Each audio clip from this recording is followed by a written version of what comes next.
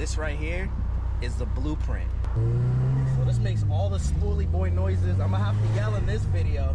This thing is rowdy.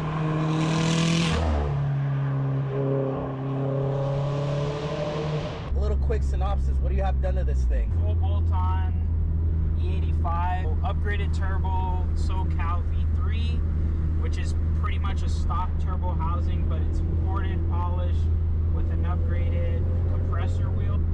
External wastegate. The car will throw you back in the seat without much effort.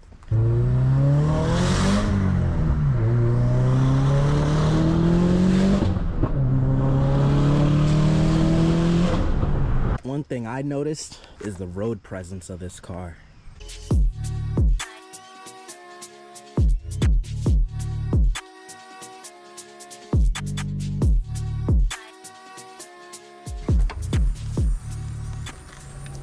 So what are we looking at? You have the Radium dual catch cans. You have AOSs as well, but honestly, you want a catch can system because when you run on E, you end up with this weird yellow substance in your lines. You don't want all of that gunk circulating. This is the IBR manifold. Actually has block off plates where you would put like your secondary port injection system, but we don't have a Motec system, so we can't run that. They come with an adapter plate. It doesn't have TGVs or EGRs. Honestly, the car is happier that way, but this manifold flows well. It adds about 15 horsepower if your tuner can really dial it in. You got your flex fuel kit there. All the magic is really underneath the turbo. It's mounted down here in the front. Grimspeed stealth intake. This is probably the best intake on the market because of how compact it is. It's short piping, it's well engineered. So I really like Grimspeed products. I think they make some of the best products for these cars. Cable shifters suck, but this by far is the best setup. I have the Boomba short throw shifter plate with the short throw shifter and Grimspeed weighted shift knob. It really helps complement the cable system in this. So the front mount intercoolers from TREADSTONE and the oil cooler cores from TREADSTONE as well. And what type of lines are you running to the oil? They're just regular PTFE lines. So the lines are from TREADSTONE, the fittings are from TREADSTONE. Spacers from Amazon. It's a Sousa sandwich plate. They also sell a thermostatic plate, but I bought the MAP Performance thermostatic plate. My oil temps are amazing. Coming from our tuner, this setup from thermal efficiency is the best setup he's seen. The height of the opening is right at the height of the intercooler. It's perfect.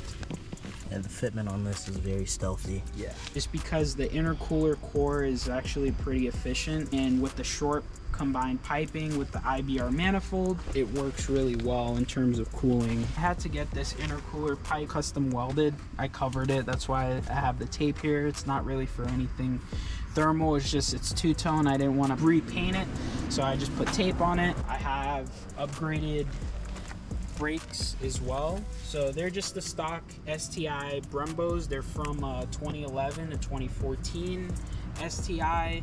I got them powder coated. If you recognize it, it's BC coilovers. From the passenger seat perspective, if you want to whip your grandma around, she's not gonna feel like she's in a shopping cart. They have camber adjustment and dampening adjustment. I also have an upgraded rear sway bar. It's a 22mm white line. Upgraded rear end links as well. Front end links have been upgraded.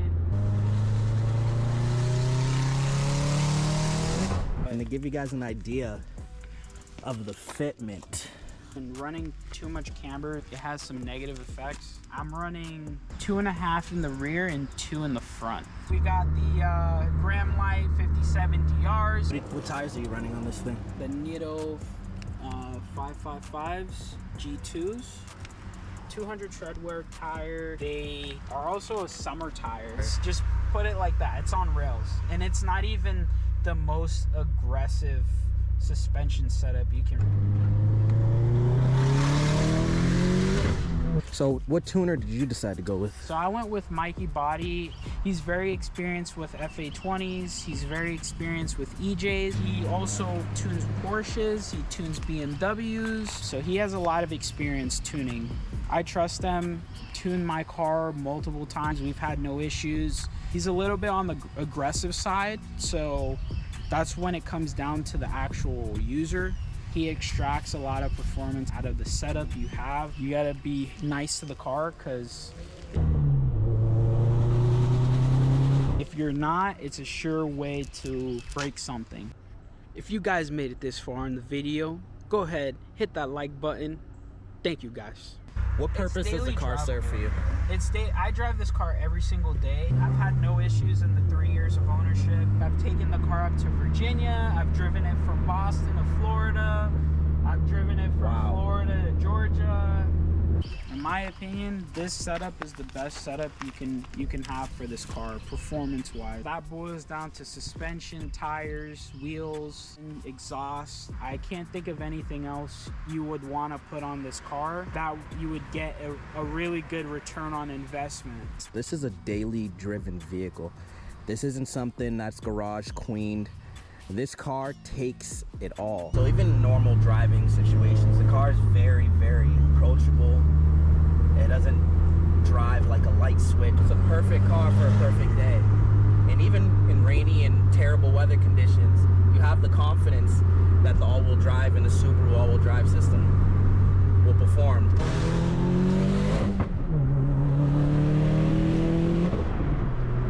And the funny thing that I notice about this car, it doesn't really matter your quality of driving skill. The car kind of can make up for that. Dimitri's very well acclimated to this car. He knows the limits, but the car's so forgiving that it takes anything that you can throw at it.